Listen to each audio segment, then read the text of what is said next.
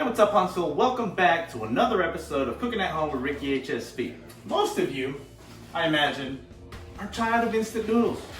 So am I. So tonight, we're doing Char's Steak and Bake Dinner for Two. Here's what you'll find inside. When you pick up your kit, you'll get 2 steaks of your choice. You get a 16-ounce ribeye or an 8-ounce filet, 2 baked potatoes, as well as 2 house salads. So what we're going to start off by doing is taking your 2 baked potatoes, inserting them at your oven at 350 degrees for 40 minutes. You're going to set them down right on the rack. So what we're going to do today is actually use a reverse sear method so that you can get the most out of your steak and bake. What that means is we're going to let it come to room temperature, put it in the oven at 250 degrees, and then use a hot cast iron skillet to get that sear on the outside that everybody loves. Take your steaks out of the refrigerator and we're going to season them. Make sure to get both sides as well as the edges. You can pick up your steak and press it into the salt in the tray so that you can get more even coverage. Steak is fully seasoned. You're going to take it, set it on your cooling rack, put that on top of the aluminum rack so that they can come up to room temperature. This usually takes about 20 minutes. Since we are reverse searing your steaks, we have to take your oven from 350 to 250 degrees. So while your steaks were resting for those 20 minutes, your oven had the time to go from 350 to 250, which is the perfect temperature that we need to reverse sear these steaks. So our steaks have been in the oven for 30 minutes, and at this time, potatoes should be ready to go. We're going to take them just to make sure.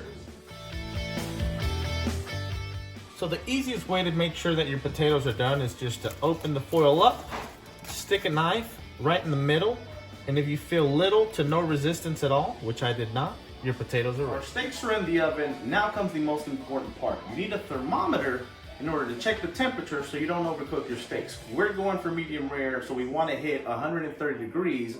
We're going to take them out of the oven when they hit 120 because they'll keep cooking once we sear them. So after 30 minutes, we're going to take the steaks out of the oven to check their temperature. You're less likely to burn yourself if you do this while these steaks are outside. You're going to take your thermometer, insert it into the center of your steak, and wait a couple of seconds for that thermometer to read it appropriately. So we're looking at 120 degrees on our filet, and our ribeye, wait for it, is also right at 120. So 120 degrees is perfect for us because we're looking for medium rare at 130. So we're gonna add some oil to our cast iron skillet, get that nice sear. Nice and smoking hot. We're actually going to start with our ribeye, just because it's the bigger one, and you want to hear that sizzle.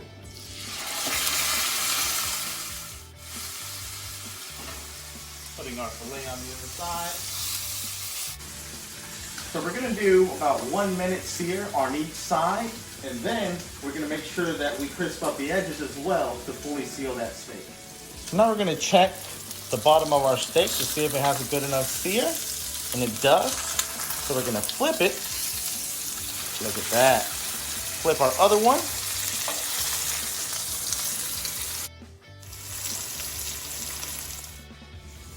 So now we're gonna crisp up the edges. Kind of hold it with your tongs. Rotate your steak.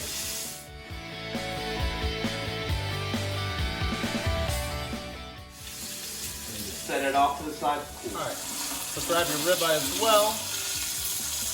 Your ribeye has a fat, heavy side on this side, so we're gonna make sure that those sides get extra crispy to render all those pieces.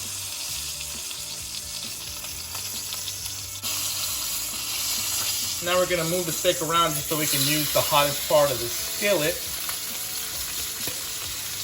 All right. And then set that one off to the side as well.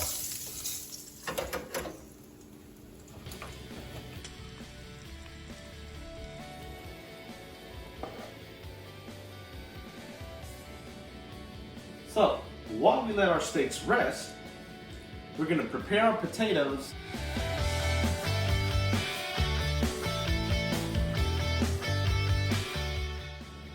and dress our salads.